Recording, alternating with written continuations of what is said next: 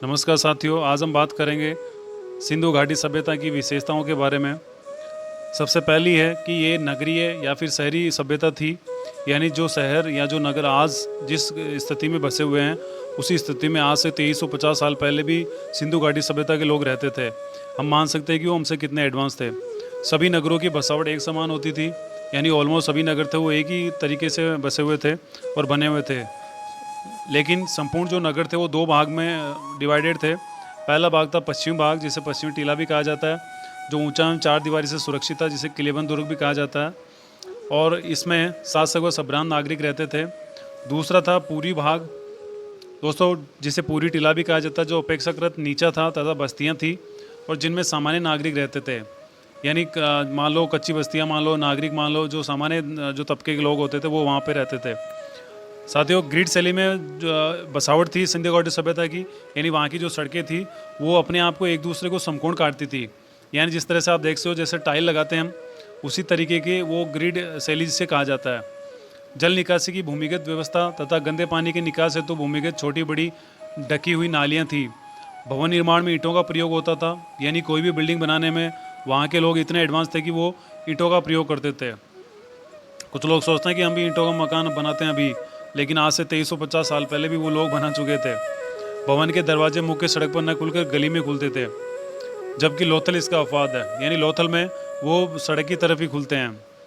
भवनों की छतों के लिए लकड़ी का प्रयोग किया जाता था और वृहद अनागार, यानी बहुत बड़े बड़े जो गोदाम मिले जहाँ अनाज रखा जाता था, जो 150 बाई 50 फीट के थे। भारत में सबसे बड़ा स्थल राखीगढ़ी है, जो हरियाणा में एचआर में है।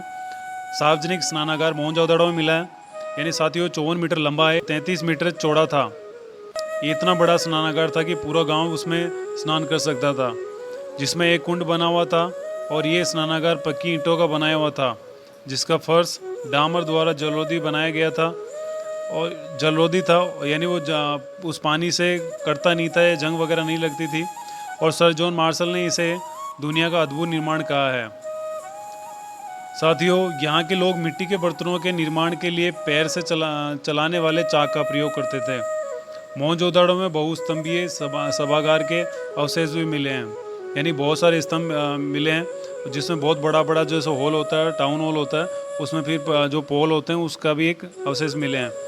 लोथल, जिसे जो गुजरात में हमें ईंटों से निर्मित गोडीबाड़ा, जिसे डॉकयार्ड है, के अवशेष प्राप्त हुए हैं। ये सिंधु वासियों का प्रमुख बंदरगाह रहा होगा उस समय, ऐसा माना जाता है। चावल की खेती के अवशेष लोथल से प्राप्त हुए हैं और इसके अलावा चावल का भूसा भी रंगपुर, जो गुजरात से प्राप्त हुए हैं। सुरकोटड़ा, जो कच्छ गुजरात में है, से घोड़ों के अवशेष प्राप्त हुए हैं। धोलावीरा जीजे में RS विस्ट के निर्देशन में उत्खनन हुआ। यहाँ सिंधु सभ्यता स्थल में नगर के 3 भाग मिले हैं साथियों। धोलावीरा गुजरात में, ध्यान देना, कालीबंगा हनुमानगढ़ में है, और मैं एक चबूतरे पर एक पंक्ति में 7 अग्निकुंड तथा एक गड्ढे में पशुओं की हड्डियां व मृग भंग मिले थे साथियों। अधिकांश मोहरों पर बिना कुबड़ के एक सींग वाले सांड की आकृति मिली है। सूअर और भैंस की हड्डियां सभी स्थानों पर मिली है, यानी आज से हजारों सालों पहले भी वहाँ के जो लोग किस तरह के जानवरों को पालते थे वो सारी डिटेल्स, वहाँ सारे अवशेष वहाँ मिले हैं। ऊँट की अस्थियाँ केवल कालीबंगा में प्राप्त हुई है और बैलगाड़ी की आकृति हड़प्पा व चहुंदड़ों से मिली है। भारत में चांदी सर्वप्रथम सिंधु घाटी सभ्यता में पाई गई थी। चांदी के बड़े बर्तन भी मिले हैं साथियों, देख लो आप कि चांदी सिंधु घाटी सभ्यता के में पाई गई थी। और चहुंदड़ों में सर्वाधिक मनके मिले हैं। मनके आप जैसे पिक्चर में आपको दिखाई दे रहा है, मनके छोटे छोटे ये मिले। उस समय वो लोग इस तरह की माला का भी यूज़ करते थे। साथियों, सिंधु समाज मात्र सत्तात्मक था। शिकार करना सिंधु वासियों के मनोरंजन का प्रमुख साधन था, यानी वहाँ के लोग शिकार करते थे। सिंधु वासियों को लिपि का ज्ञान था। इस लिपि को भाव चित्रात्मक लिपि, जिसे पिक्टोग्राफिक व गोमूत्राक्षर लिपि भी कहा जाता है। ये लिपि अभी तक पढ़ी नहीं गई है। इसमें 400 चिन्हों की पहचान हो चुकी है साथियों। बीबी लाल ने इसे बूस्ट्रोफेदम नाम दिया है। ये अच्छा क्वेश्चन है कि बीबी लाल ने इस लिपि को क्या नाम दिया है, तो इसका नाम है बूस्ट्रोफेदम।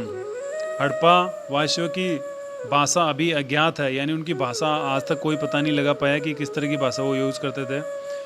इसके संदर्भ में दो तरह है, या तो वो इंडो यूरोपियन या फिर इंडो आर्यन समूह की भाषा है।